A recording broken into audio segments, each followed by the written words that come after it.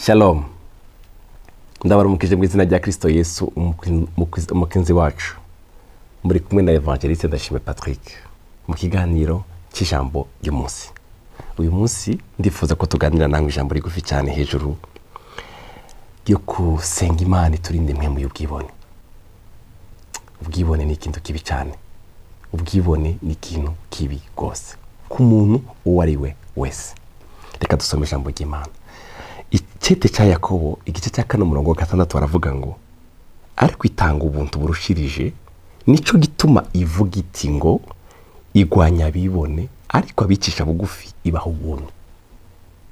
Izigwanya abibone Imana yacu igwanya umuntu wese afise imwe mu y'ubwibone ariko abicisha bugufi ibaha ubuntu. Ndakwifurije guca bugufi kuko ubwibone ni ikintu kibi gose mu buzima bwa misi yose. Aho ukora ivyo urimo aho urugezo gose ugezemo wirinde mwe mu y'ubwibone. Igitabo c'imigani igice cya 11:2 aravuga ngo ubwibone buje niho haza guteterwa ariko ubwenge bubana nabicisha bugufi. Ubwibone buje niho haza guteterwa. Hari igihe umuntu Imana imuha ibintu, Imana ikamuha gukora ahantu, Imana ikamushira hejuru, ubwibone bukazamuka. Umenye neza koko Imana igwanya abibone. Nta muntu numwe w'umwibone mu byukuri Imana iramugwanya. Imana izigwanya abibone. Ndabifurije guca bugufi. Igice cya 16 igitabo c'imigani 8 aravuga ngo ubwibone bwitangira imbere yo guhona. Ubwibone bwitangira imbere yo guhona kandi umutima wihaya witangira imbere yo kugwa. Ubwibone bwitangira imbere yo guhona. 11 kavuga ngo 18:12 uwishira hejuru mu mutima agatikizo ugasanga imbere kandi ukwicisha bugufi kuzosanga imbere icubahiro. Ukwicisha bugufi gusanga imbere icubahiro. Ndakwifurije gutunga umutima uciye bugufi. Imana izigwanya abibone. Ubwibone tubugwanya. Mureke mbabwire, hari igihe twibona, hari igihe tuba mu buzima bw'ubwibone tukava muri nosi, abana bacu bagasigara basarura ubwibone twari tugifise. Abana bacu bakaza basigara bagira isoni zo kuvuga ko bavuga kwa naka kubera imico itari myiza y'abavyeyi babo. Nta muntu numwe afise ubwibone. Ubwibone ni ikintu kibi, ni ingwara mbi.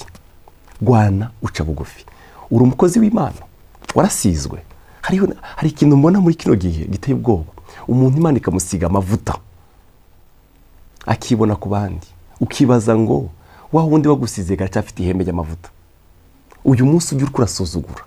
Ejo reka ndabakarorero kabaye umukozi wo mu nzu yahora akora mu nzu bakamufata uko bashaka. Umunsi umwe Imana iramuzamura bajya hajya ahantu yakora nyine yagiye kugura cya gipangu. Bandi yahora akorera baramupangira. Ubwibone ni ikintu kibi kubera ko uyu muntu uri kwibona ko ntumuzi ejo imigabo y'Imana ifite ku buzima bwiwe. Ndakwinginze uce bugufi, ugendane umutima uciye bugufi kuko guca bugufi kwawe Bibiliya yavuze ngo abicisha bugufi Imana ibaha ubuntu. Kandi mu buzima bwacu turakeneye ubuntu. Ngo hari umurongo uvuga ngo 29:23 mu gitabo c'imigani ubwibone bw'umuntu buzomusubiza hasi. Ubwibone bw'umuntu buzomusubiza hasi ariko umutima uciye bugufi azoronka icubahiro. Haleluya. Ubwibone bw'umuntu buzomusubiza hasi ariko umuntu afise umutima uciye bugufi, haleluya, azoronka icubahiro. Urakeneye icubahiro muri buno buzima, urakeneye mu buzima bw'ukundwa, ca bugufi.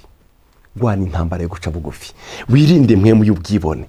15:33 aravuga ngo ukubahoraho kwigisha ubwenge kandi ukwicisha bugufi kwitangira imbere yo kubahwa. Kwicisha bugufi kwitangira imbere yo kubahwa.